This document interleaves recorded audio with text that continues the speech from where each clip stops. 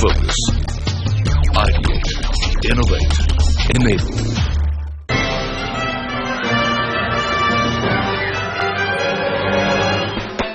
पांचवें new Indian express think edu conclave का आयोजन चेन्नई में किया गया। हमने पिछले एपिसोड में देखा कैसे एक्सपर्ट्स ने शिक्षा के मौजूदा हालात पर चर्चा की। आज हम देखेंगे एजुकेशन सेक्टर के भविष्य को और भी बेहतर कैसे बनाया जाए।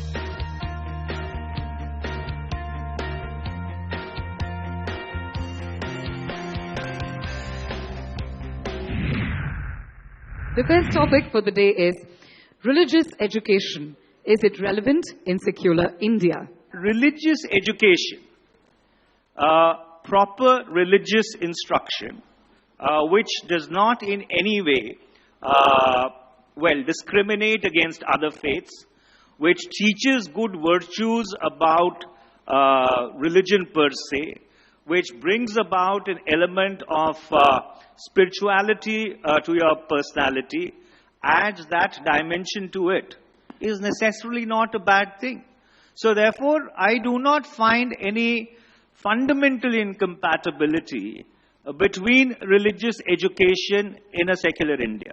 But the reason why I thought that I will juxtapose these two opposites, the experience of my own life and, the intellectual proposition that the state is supposed to be secular, and secularism means separation of the church and the state, and therefore there should be no role for religious instruction, at least in public universities and in the public education system, is worth taking forward. In fact, I feel that the very selection of the topic in India, this kind of topic, is rooted in some confusion, where we feel as if religious education or religion is in conflict with secularism. Yes, if we try to find the definition of secularism in the Oxford Dictionary or British Encyclopedia, then this would sound appropriate. But I think need is not to rely on these sources, but to rely on our own traditions. We have not imported any ideology. This is our way of life since time immemorial. Now, I want to basically look at the school education in India. What is the present mode of discourse around religion, religious values, are impacting the school education for not so good learning and not so good citizen making and not so good nation making as such. See, the syllabus content of the schools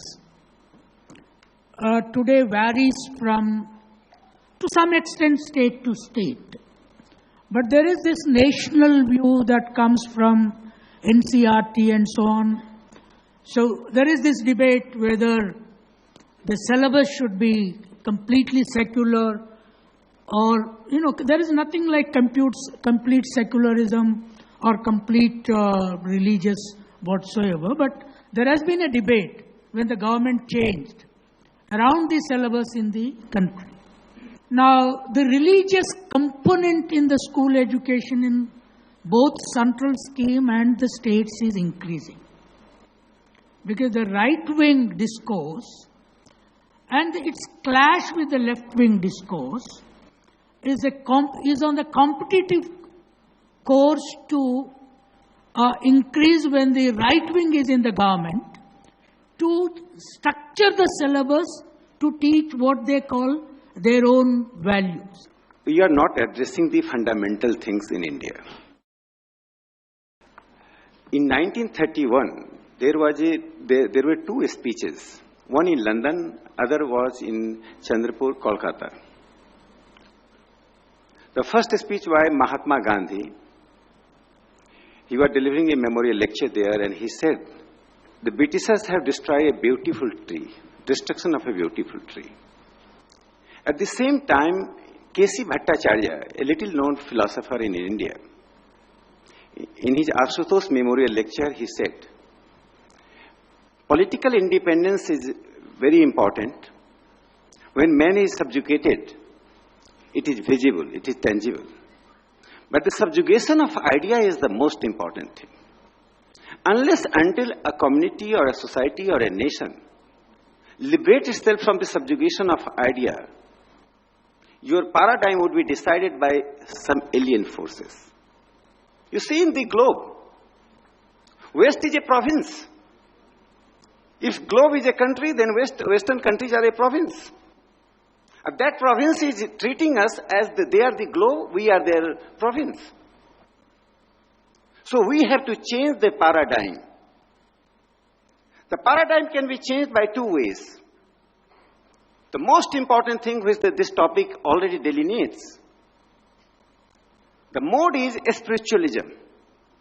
This is the key word, this is the key asset of this civilization. I don't treat India as a nation state. India represents a civilizational nation state. India is the only country which represents a civilization. So, a nation state, because India never believed in the boundary. India, nationalism is an alien concept for India. We believed in Bharatvarsha. Wherever our culture was, wherever our civilizational traces are, that was Bharatvarsha. We have to change the meta-narrative in a way that we have to study our tradition, dharma. Secondly, in school education, we have to liberate our children from the clutches of the religious prejudices they acquire in family, in church, temples or mosques. The school is a center for educational learning, and the school has the moral obligation to liberate a child, to make him to go by his reason rather than go by the prejudice and the perception.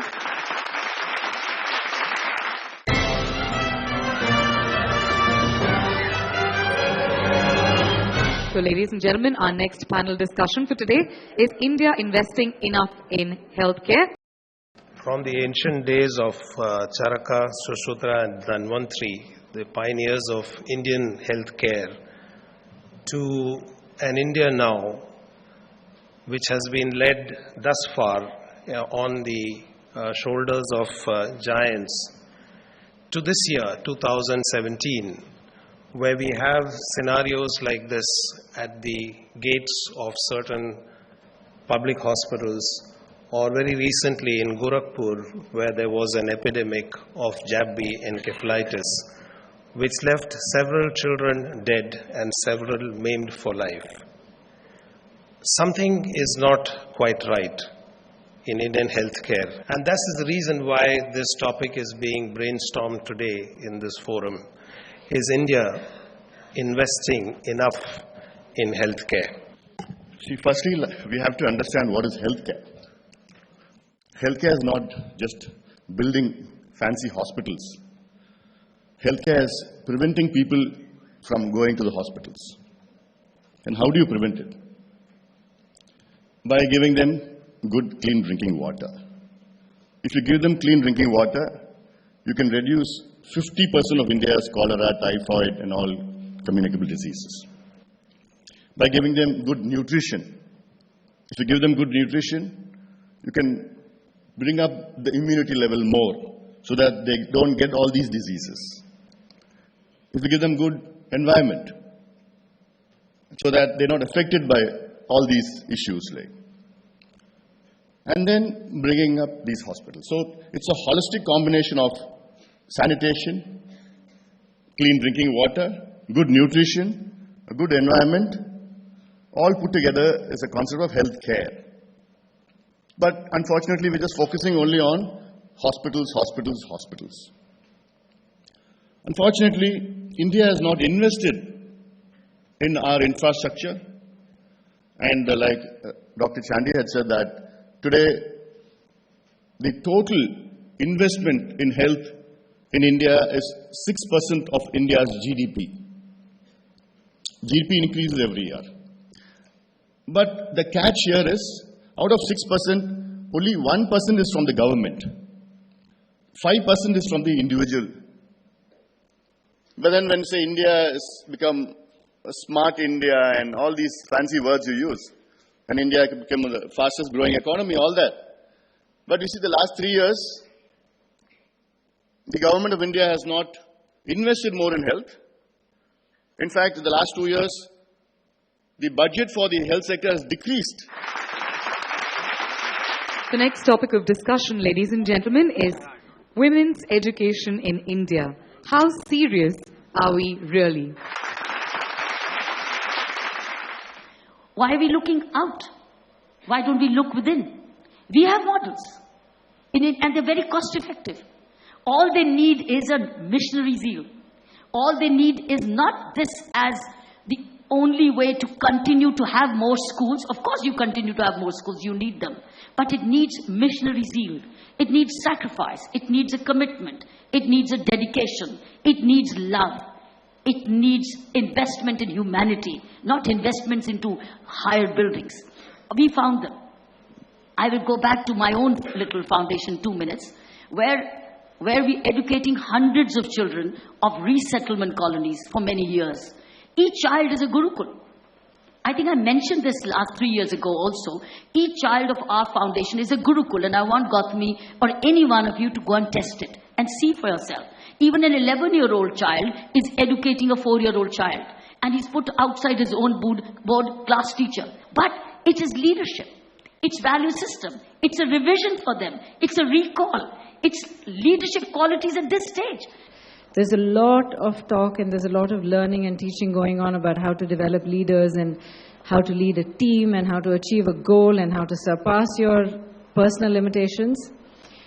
One thing that I've understood recently in the last few years in my interactions with people is that there needs to be a decentralization of leadership, and leadership needs to become personal. This is one very important thing that everybody has a right to be aware of. And the reason I say everybody has a right, I have a great deal of trouble adjusting to man-made and social constructs of privileged, underprivileged, lesser privileged, more privileged. Every child has an equal right to an opportunity of learning and of opening their eyes to the world around them. I would never arrogate myself to say it's a process of teaching or of imparting knowledge. Education has to be about imparting information and empowering the individual, the child or adult, with the means, the intellectual means, to process that information to make it knowledge for themselves. We will now take a few questions from the audience. My question is on your views on women's education in contemporary age, ma'am. From primary education till the post-graduation. Your views on women's education in contemporary age. My immediate answer is self-education. Are we grooming our women and men to self-educate? Today, you have a library in your hand. The computer, the iPad, the phone is a library in your hand. Open any book, open any article. Are we educating our children to self-educate? Or are we teaching them? Or are we encouraging them to learn? Why are we teaching? Today you have everything in your hand. Give a task to the child or to student. Go home, learn it, study it, work it out, come and discuss. Why not? Why are we teaching? Why are not we allowing learning?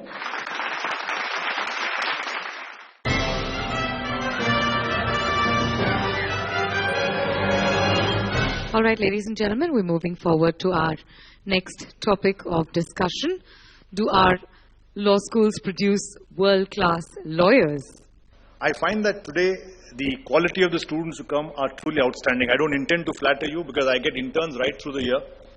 And when I see those young boys and girls performing, they have a capacity and knowledge which we did not have at the age of 30 and 35. So I find that the quality of the students are improving year after year.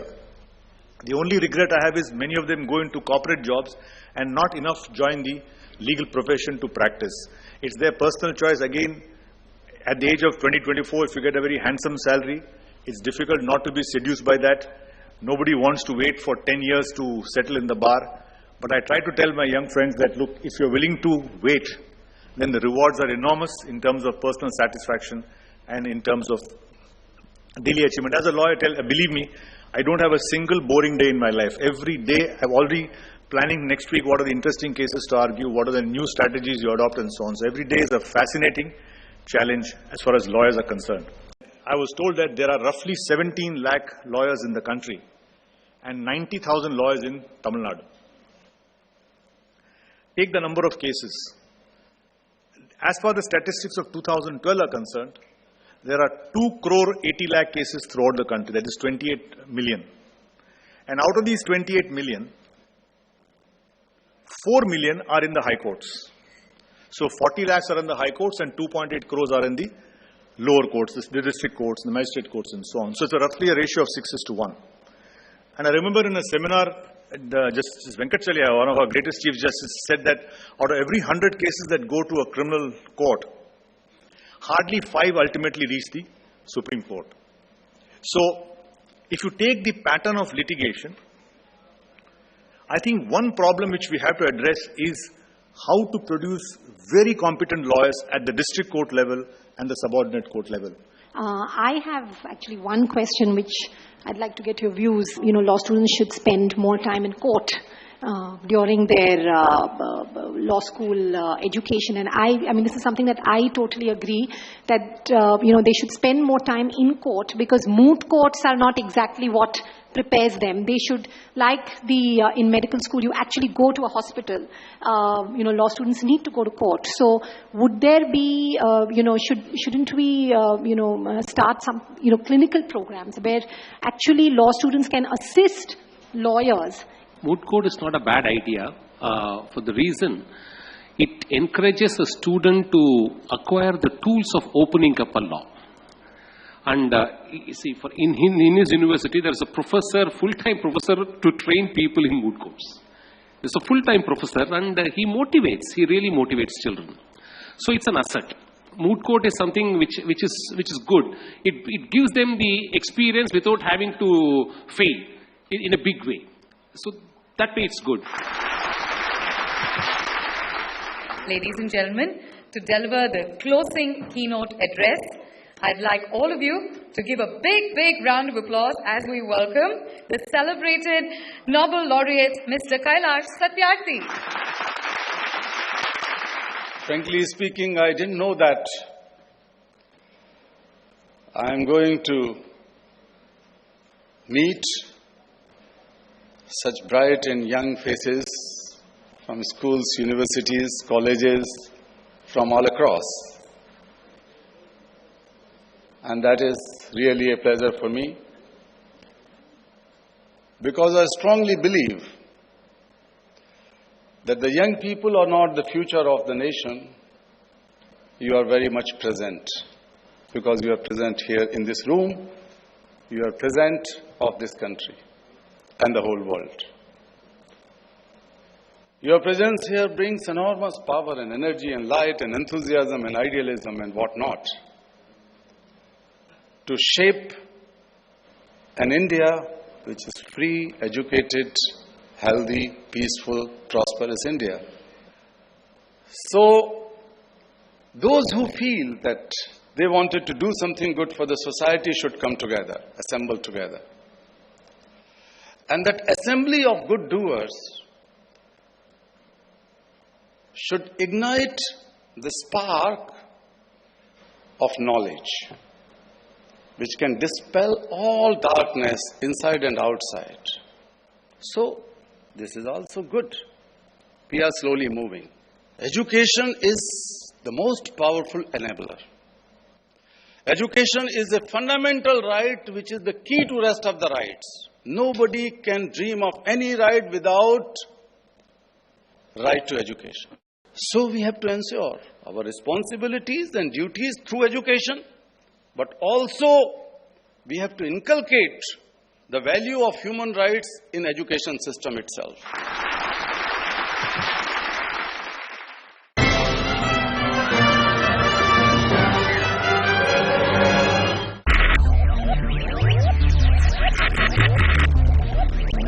Focus, ideate, innovate, enable.